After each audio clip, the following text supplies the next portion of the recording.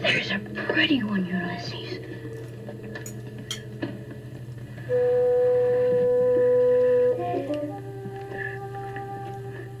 There it is. Hello BookTube, I'm Shawn the Book Maniac. Here is my wrap-up and my big reveal of my rankings of the 6 books that I was asked to judge among many other BookTube prize judges for the semifinals round. So here are the books that I have read and assessed in the order in which they were given to me all those weeks ago.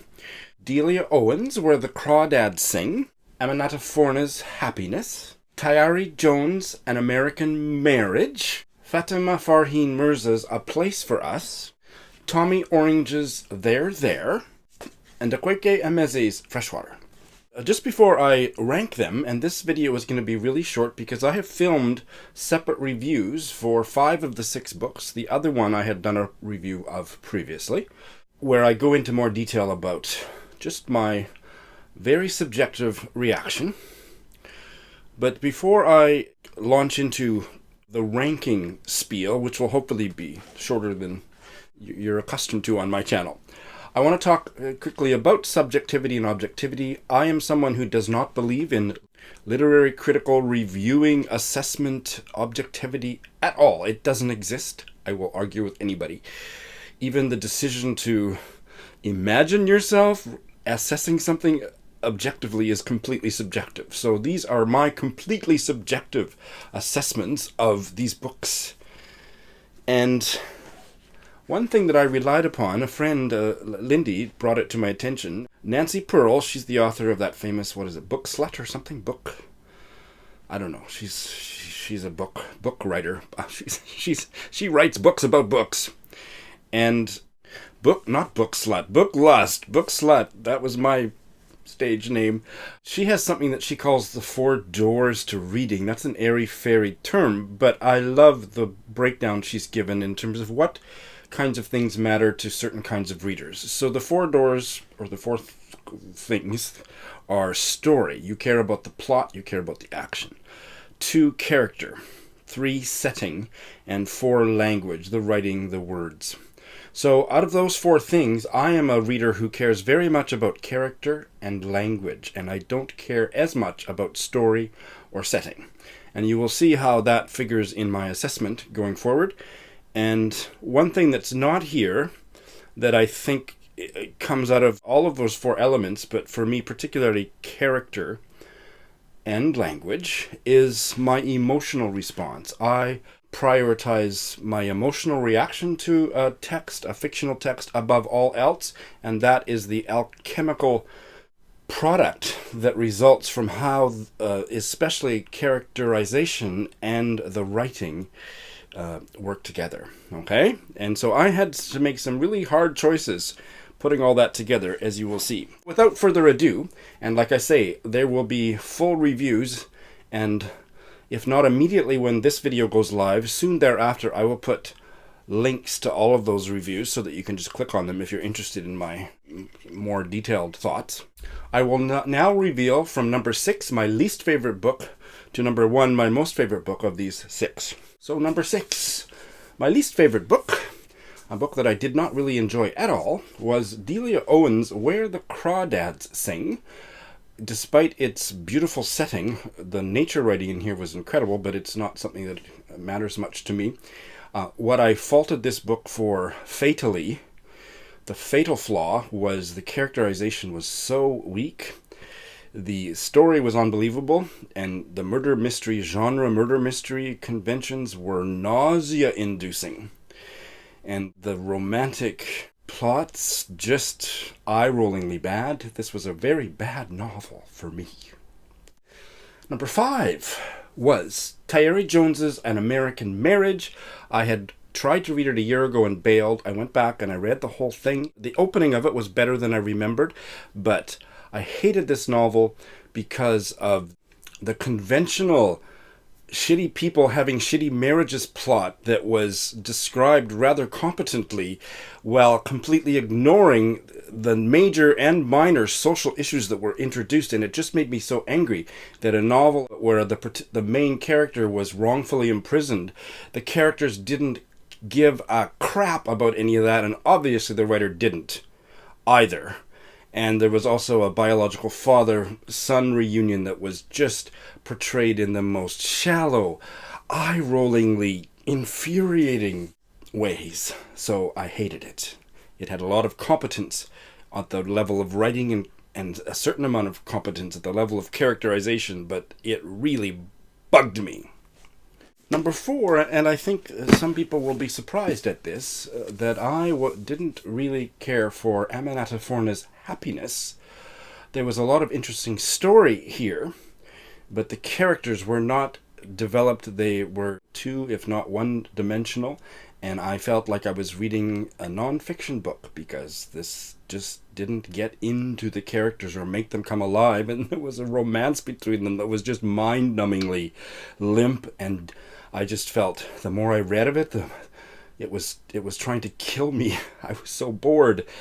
Interesting themes, foxes and environment and racial stuff and Africa and a lot of things that I care about and I'm interested in, but I was not a happy camper with this book. It was stultifying.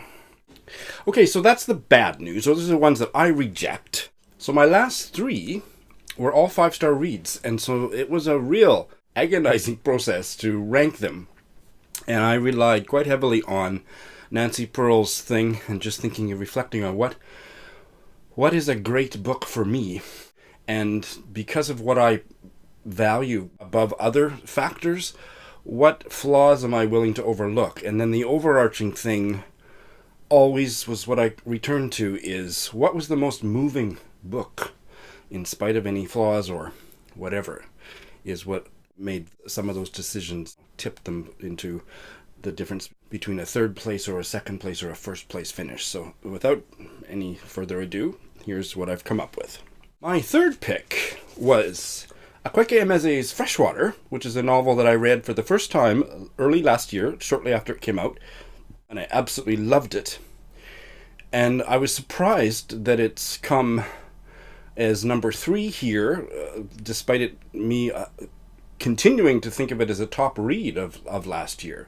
But compared to the other ones, it was a tour de force, a really experimental, overpoweringly innovative method of storytelling about the protagonist who believes herself to be possessed by Igbo deities.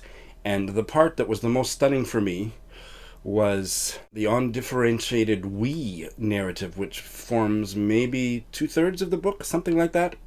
That just, the writing was so gorgeous, and the narrative point of view, I am a complete agnostic about, I didn't think or care about whether it was true. I believed the novelist and their character, Ada, or the Ada, she goes by both monikers here for reasons that are fascinating to read about. But just as a narrative point of view, it was just fascinating. I felt for Ada, the Ada, as she struggled to come to terms with her Igbo spiritual reality in the Western world. Psychiatrist would put a very different name on it. But mainly, I was just gasping and my mouth was just in permanent state of droppedness at the narrative technique that enabled this kind of a story to roar through the gates of the novel. So I absolutely loved it. It didn't have the emotional satisfaction other than just a startled sense of awe about what an inventive, powerful novel this is, but I didn't care about the gods. I didn't love the gods, and I actually hated Asagahara, one of the ones that actually becomes more individualized in the course of the novel. And I felt pity, and I was rooting for Ada, but it was a distancing technique that I didn't care about her the way I would have if the story had been more conventionally told. But it's just a dramatically successful piece of writing that I am so glad that I reread. My second pick, ranking number 2, is Tommy Orange's There There, and I really struggled between it and what you can probably quite easily by this point figure is my number 1 pick. But I didn't think this one was quite as successful on all fronts as was my top pick. There There was a really emotionally powerful story for me. The lives of at least about 14 urban indigenous Americans who are all preparing for, and many of them are traveling to, a powwow in Oakland, California. And their backstories are powerful and emotionally compelling. And I was just sucked in on such a deep level, rooting for almost all of them. And that he could do that Tommy Orange could do that, make me care about so many characters, I thought was just completely profound. And yes, there were flaws in the novel that I really didn't care about. But when I considered how many flaws there were, especially an overly dramatic ending stretched operatically over too many short chapters at the end, that I couldn't give it my top pick, but it was deeply moving. I am so excited that Tommy Orange is in the world and hopefully writing many more books. I loved it with all my heart. No big suspense here, but my top pick was Fatima Farheen Mirza's A Place for Us, which I just finished a couple days ago. And this one was much more competent as a novel and had such infinitesimal flaws and was so gut-wrenchingly moving. A story of a Muslim American family, their life from their parents' marriage in maybe, what would it be, the 80s, early 90s, through the September 11th and closer into the present, and a lot of conflict, a lot of different points of view here, powerfully narrated small moments that just brought the characters so throbbingly alive and made me care so deeply. I have a huge crush on the son, the troubled son, Amar, and I just thought there was so much emotional wisdom here, and that doesn't necessarily make for satisfying literary fiction, believe you me. Just because there's an emotionally powerful story doesn't mean that it's a good book, but the writing was so gorgeous, and the characters were so complex that this is my first pick. All right, so that's my ranking. I'm looking forward to seeing what the other judges thought and seeing what happens in the final round. This was a blast. Thanks for watching.